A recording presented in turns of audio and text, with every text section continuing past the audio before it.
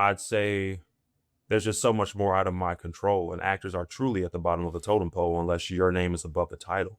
Like, you literally have to understand how little control you have over certain things, and releasing that and understanding the role that you play. That's why I feel like New York kind of prepared me for Ragtime, Mhm. because I'm utilizing Ragtime as a business situation for myself, of launching John Clay III to a wider audience who don't necessarily know what I can bring to the table, you know?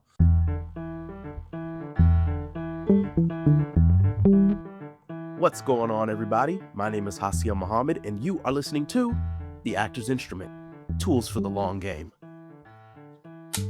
Before we dive in, you guys know the drill. Please hit that subscribe button for me. If everybody who tapped into the last episode subscribed, we would knock our goal out of the park. So please smash the subscribe button.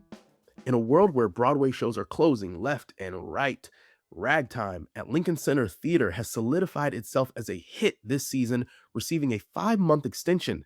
And joining me this week on The Actor's Instrument to chat about starring in this show and the world of musical theater on Broadway is John Clay III, who plays Booker T. Washington and covers the lead role of Coalhouse Walker Jr. in this production. Some of John's other credits include New York, New York, and Choir Boy on Broadway, the latter for which he received an Outer Critics Circle nomination. Off-Broadway credits include Ragtime, Jelly's Last Jam, and Grand Hotel for New York City Center's Encores, A Raisin in the Sun at the Public. On television, a recurring role on Power Book 3, Raising Canaan. John is a graduate of Carnegie Mellon University. My man, thank you so much for joining me. Of course, thanks for having me, brother. Y'all, John has had a day. Okay. My man has, so you had a matinee today. You had Yes. rehearsal before the matinee. Yes. So your day started out, what time did rehearsal start? 10. 10, 2 p.m. matinee? Mhm. Yeah. 3, 2 p.m. matinee. 2 p.m. Yep. Good God. Maybe got some food in your system or something. Sitting here to chat with always. me.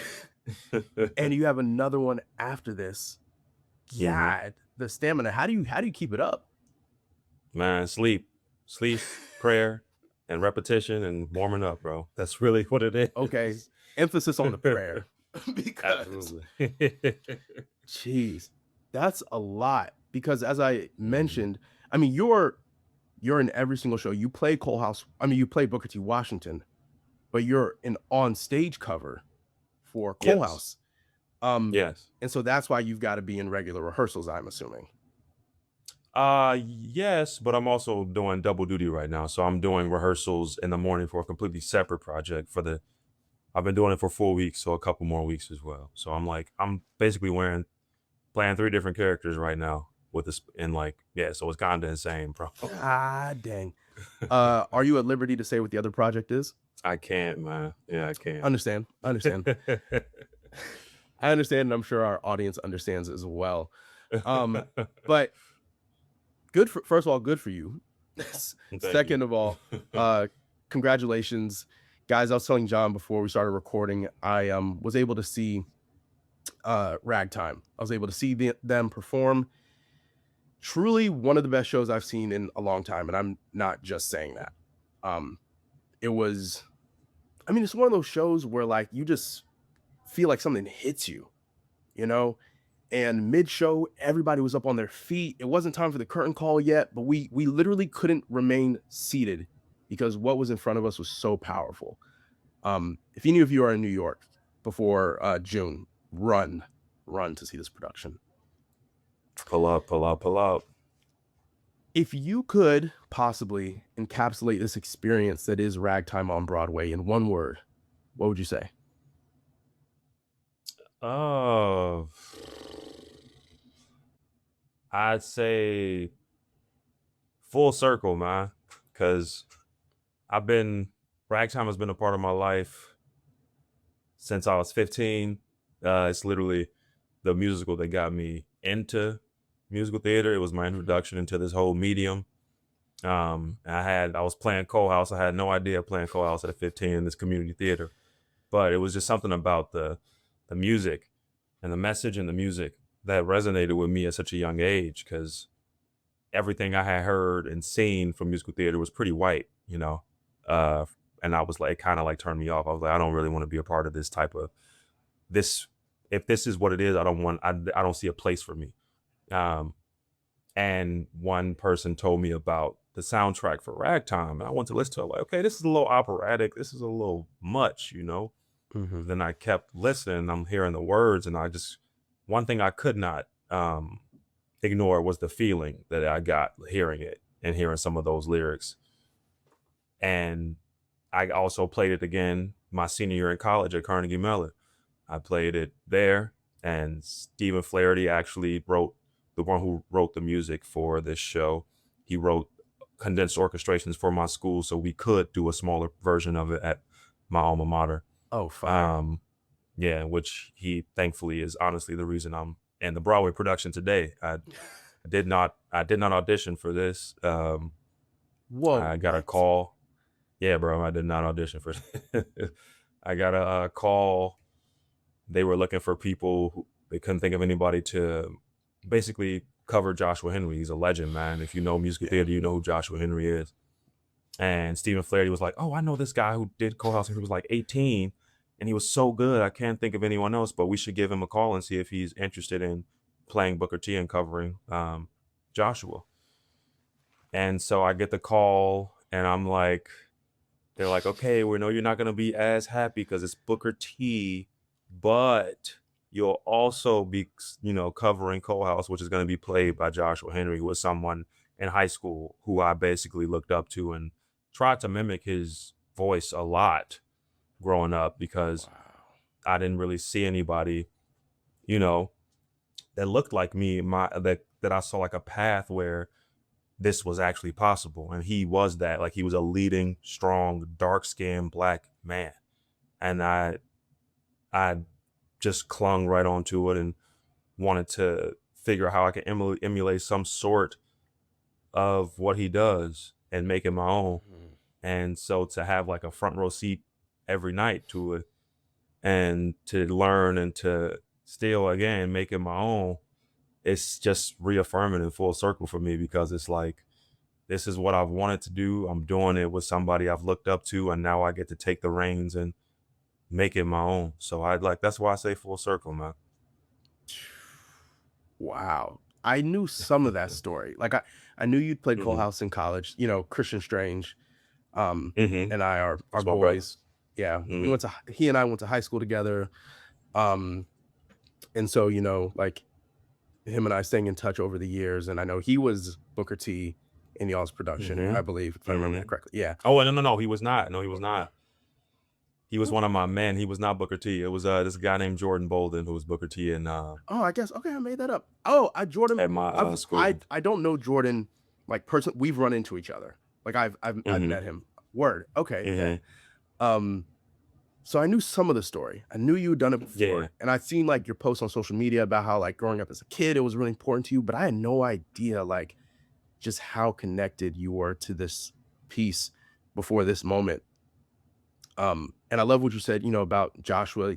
He is of course a legend, and yeah, now that you mention it, like Josh, he's I don't know, there's something very raw about him that I don't hmm necessarily like associate with musical theater, you know? hmm And so I think that, you know, what an idol for you to have and now appear, you know, Yeah. Legit. like y'all on the same Legit stage appeal, now. man. Like legit, like y'all We on the talking same. about, and the crazy thing is we talk about real stuff, man. Like we talk about life. We talk about being a black man in this industry. Talk about the business, which did not know much about. So it's nice to have like somebody who's been through it, going through it, making his own name, showing me how I can make mine in different avenues. It's been a nice I guess a nice brotherhood, I say. Love that for you.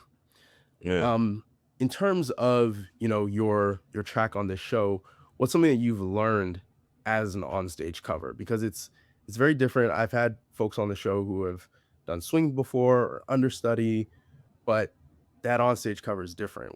Anything that, you Yeah, know, man. stands out to you? I mean, Honestly, I just get to flex, bro. Like, cause people be thinking I'm about to, people be thinking I'm about to regurgitate the same thing I do as Booker when I'm co-host, but no, bro. I went to Carnegie Mellon, bro. I'm an actor.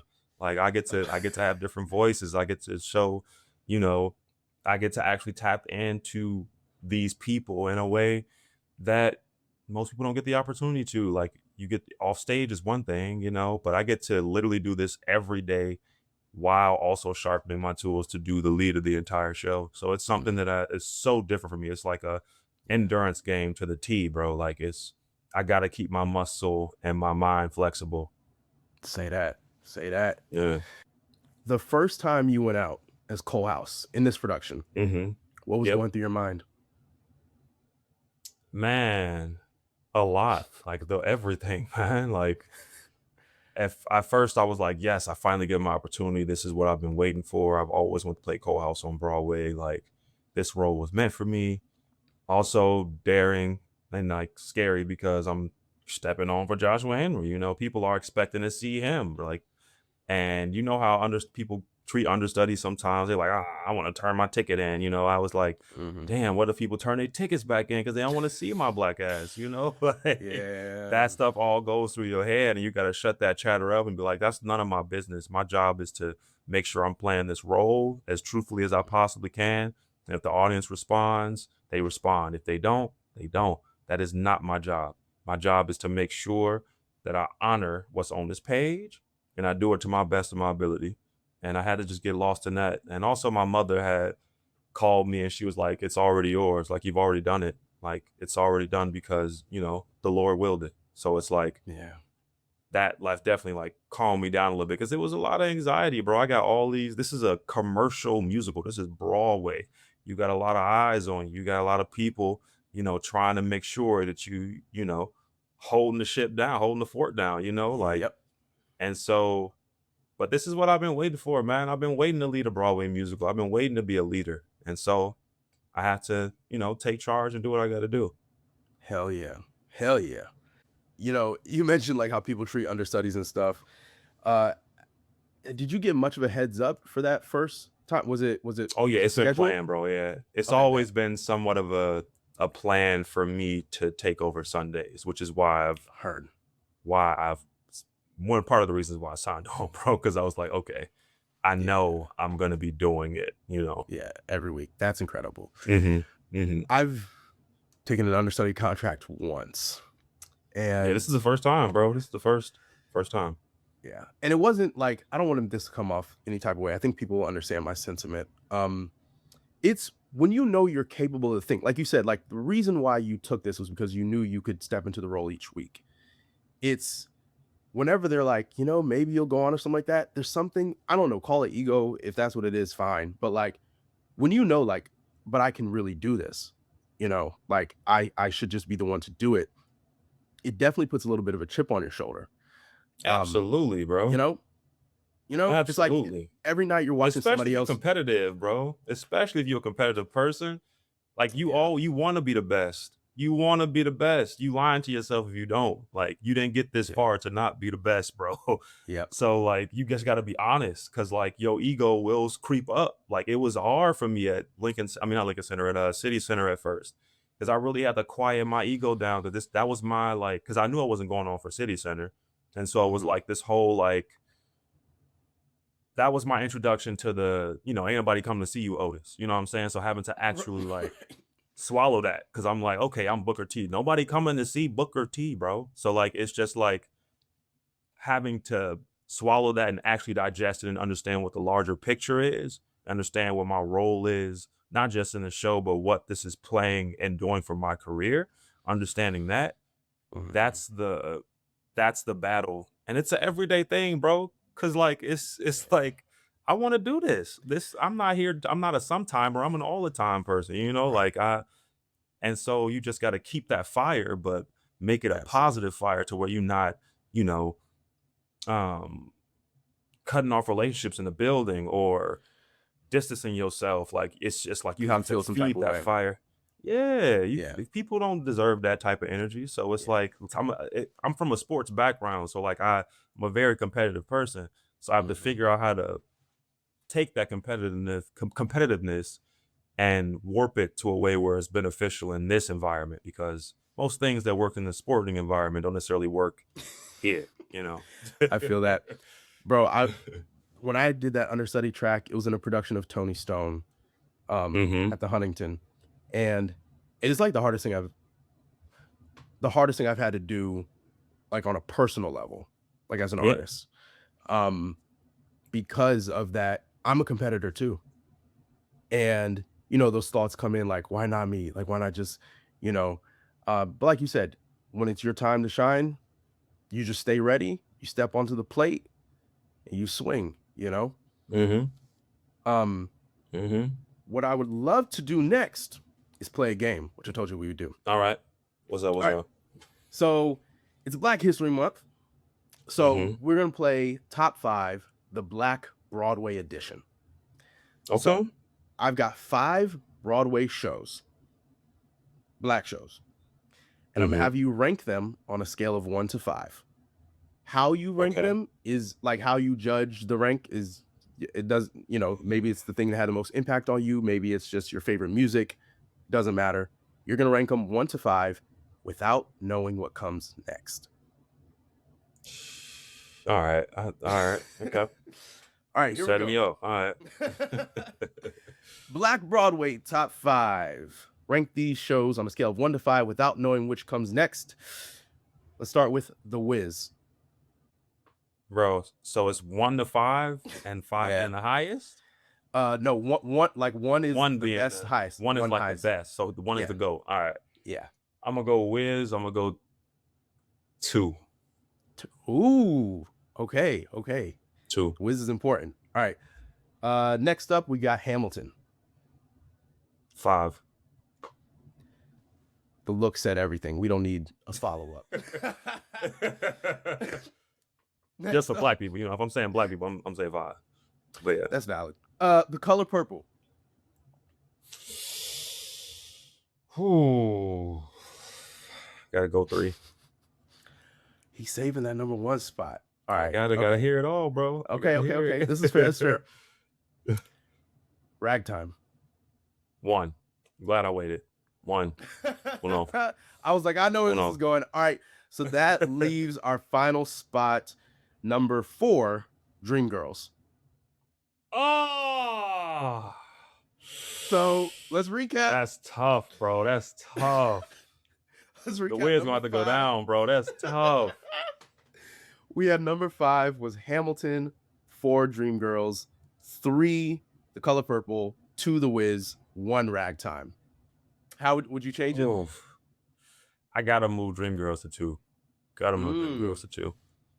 That thing is, it's just an incredible musical, man. That music, and it ain't been done on Broadway since the original, bro. So like, Yeah. it's due. And that's why I'm so happy to. Yeah, I know, man. That's why I'm so happy about. Like, I gotta get that number 2, bro. I gotta get valid. All right, so the refresh list, we've got. Let me see if I can remember this. All right, refresh list. We got 5 Hamilton, 4 The Wiz, 3 Color Purple, 2 Dreamgirls, 1 The GOAT, Ragtime. Yeah. Even though some people won't give Ragtime as a black musical, but I got to, bro. I got to. That's how I think of it personally. Mm-hmm. Obviously, I'd include it because you're on the show, but I do think maybe it's because when it was introduced to me as a young black actor and hearing Make Them Hear You for the first time, and just a lot about like identity in that formative time. Like in high school. I was also in high school when I first like heard the music, and so I can't separate that. Like I can't disassociate that from my experience as a young black man. We're on the same page with that, bro. Alrighty, let's chat about the not so glamorous part of show business. One project in particular, New York, New York. Yeah, man. Yeah. So for the people who don't know, New York, New York, you have to remind me, was that season before last? 2023. 2023. Okay. 2023 closed early. How, obviously, there's a lot of factors that go into shows, not continuing a run, and we see it all the time. For you personally, that was your second Broadway show? Yep, second Broadway show.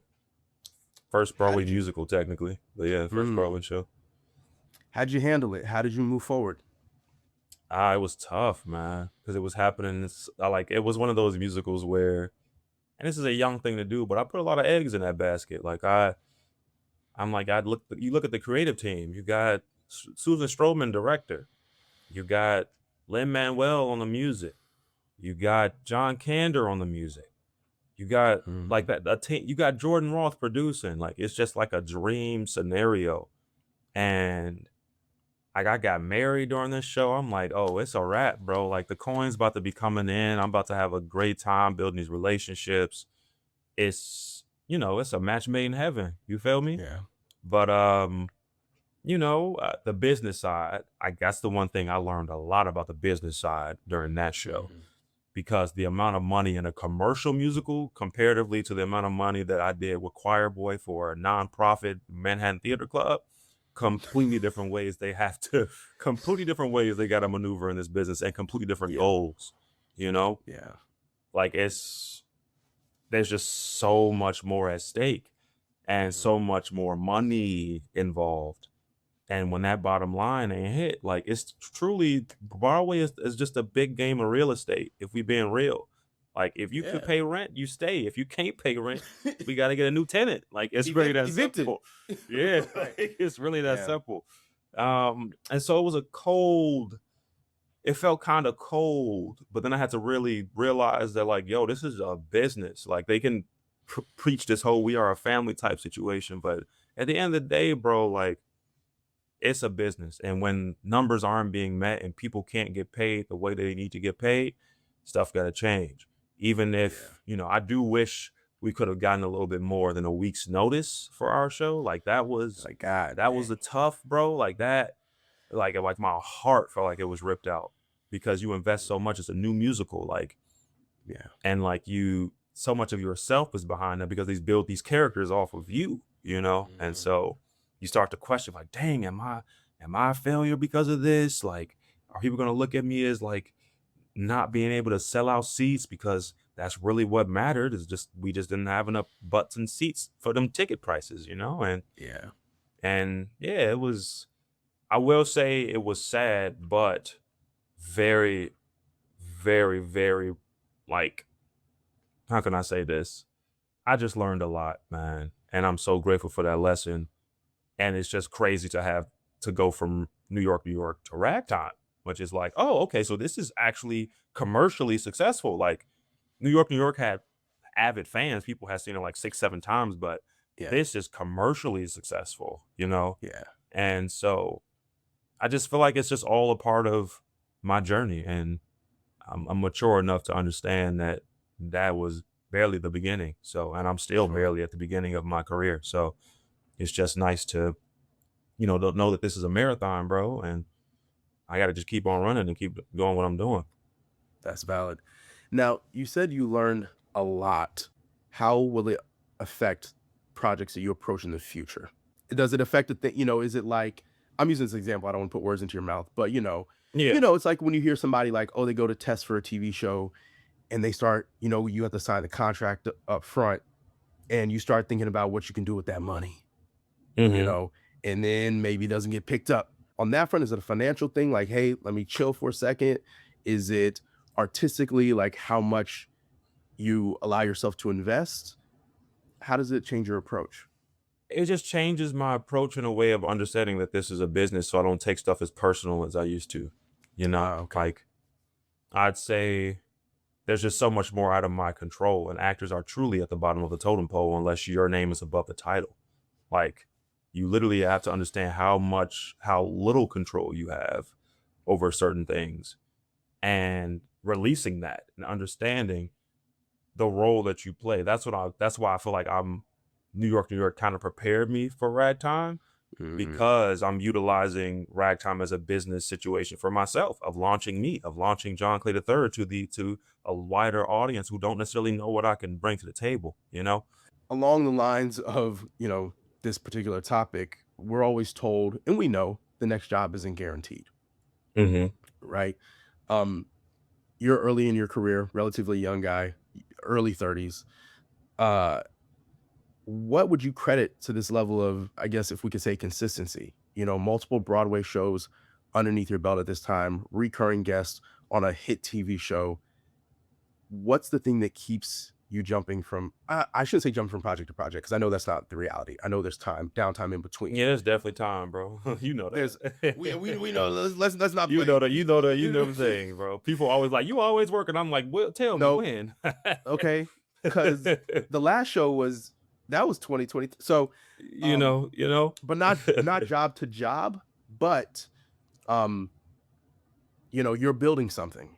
You said, Oh, of you're like, course. this is just a start, but you are clearly building something. What would you Yes. attribute to that? I attribute to my discipline, man. Like, I love this art form. Probably a little too much, bro. Like, to be honest with you. Like, 'cause sometimes it don't love me back the way I love it, you know? So I gotta like, I just love process. I love working. Like, that's why I went to a conservatory, because I like to get lost in work. I'm obsessive over my work. Um, and so when I get the opportunity to do so 8 times a week, I'm gonna take full advantage of it. Like it's and my wife got to pull me back sometimes. She's like, bro, you a husband too. So like, you gotta, and it's cool. Like, I gotta work in that too, and Yeah, that's the part of growing up and understanding like what's really important to you. Like, yeah, and I'd say that's what keeps me coming, because I want to be the best I could be at anything, bro. Whether that's the best husband, the best brother, the best, you know, worker. I want to be the best. So, yeah. let's talk about your wife, not about your wife, Yes. about your What um about her? not about your wife, but you got married relatively young. Were you Yes. 28, Yes. 29? I was 28 when I got married 2 years ago. Yeah. 28, bet. I was Hmm. 27 when I got married. Hmm. I think just a couple months after you actually. It's I think 2023. so, bro. Yeah. 2023. Okay, yeah, so just a couple months later. Yeah. The Yeah. reason I prepared this question is because I just always appreciate when I see people who are still prioritizing like the life part of this whole journey. And Hmm. just curious for you to speak to that and what you would say about the importance of building a life outside of the industry. Oh, bro, it's everything, man. That's literally like, I don't want to bring everything back to the industry, but you can't be an actor if you're not a husband or a father or a brother or a role in society, because you're gonna have to do that and on stage, bro. Your job is to recreate actual life, bro. Like, that is Mhm. literally your job as an artist, as an actor. So if you don't have, like, some people be in their bags and they just extremely gifted in front of a camera and they can pull all these tricks out and do all that stuff. But that's just like not for me. That's not my ministry to say. Yeah. Like, I'm all about lived experience. I'm all about putting myself in certain circumstances and getting creative and Yeah. but my way in is through my life. Like, I've been through a lot of stuff, bro. And so Mhm. my my wife, man, like, that's what centers me and grounds me, and she shows me stuff all the time, man. Like, Mhm. why I always understand, like, it's like, why grow alone? It's like, you got somebody to grow with you. You might as well Right. take that chance, because Yeah. you'll never understand what you could get from that person and what that may make you. I'm more of a complete man because of her, you know? Mhm. And it's it's I'm just forgetting your question now, bro. I'm sorry. I went on a I tangent. just think about you. You like, well, I I can't leave am. you home tonight. I can't, bro, because it's like, it's hard. Like, I haven't had a day off for 4 weeks, bro, because I'm doing two different projects right now, and you got to have somebody who's understanding. And my wife is so understanding, because she Yeah. sees that I'm like trying to make a living in this, one, and two, she sees that I'm actively trying to, whatever pocket I have is being dedicated to what we're trying to build. Yeah. Man, thank you for saying that. Um, Yeah. because it's interesting. I assume in your friend group, you're probably one of the few who've made that step. You Yeah, know, bro. same for me. It's It's like hard. It's hard. it's hard, it's different, but when I think about my relationship with my wife, And it Hmm. is what you said. Like this journey as an artist, it's hard for a lot of reasons. It can be lonely in a lot of ways. And sometimes I think about, I'm like, man, if somebody ever asked me like, why'd you pick her? I think my response would be like, how could I not? Hmm. When you think about what Hmm. she brings to your life. I mean, bro, this I've done this to our living room. I got a voiceover pod in the other room. It's like the Yeah. shit she puts up with. I text her, I'll be like, just a heads up, the apartment is a wreck. I'm gonna take Hmm. care of it. But never a complaint. Always asking. I had audition yesterday. She got home. She was like, how's the audition going? Um, that stuff matters. It matters. And Absolutely. I so respect, seeing somebody in your position who took that step, when they were ready. Because a lot of times, and I'm sure you've heard from a lot of people in our industry, they feel like they have to put those things off because of whatever. They're like, oh, like I have to get to. I've literally heard people tell me like, once I book a series regular, then I can think about getting married. Or once Yeah. I do this, then I can. But I love what you said. Like, if you're not living your life, how can you possibly recreate it doing the art that you say you're so prioritizing, you know? Yeah, man. Like I've always been a family person. Like, bro, I'm one of 11. Like I love family. Yeah, bro, 11. My Jesus dad Christ. was a rolling stove. You feel me? Like I'm one of my dad 7, was and a I rolling thought that stove. was God.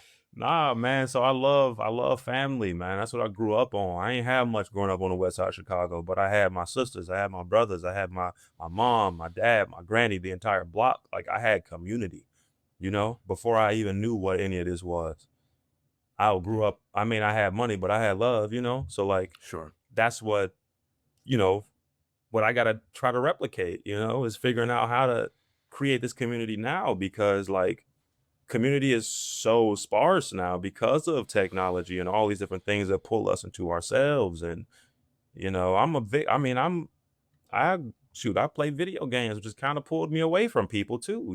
So it's like Mhm. I'm trying to figure out currently how to continue that community, how to make sure that it's strong knit and building my own one that's not necessarily from blood. I feel that. I feel that. Now, John, the one question I usually end with, and I ask every What's guest on the up? show, is what is the defining quality that you bring to the table as a storyteller? I feel like we may have touched on that earlier when you mentioned your discipline, but Yeah.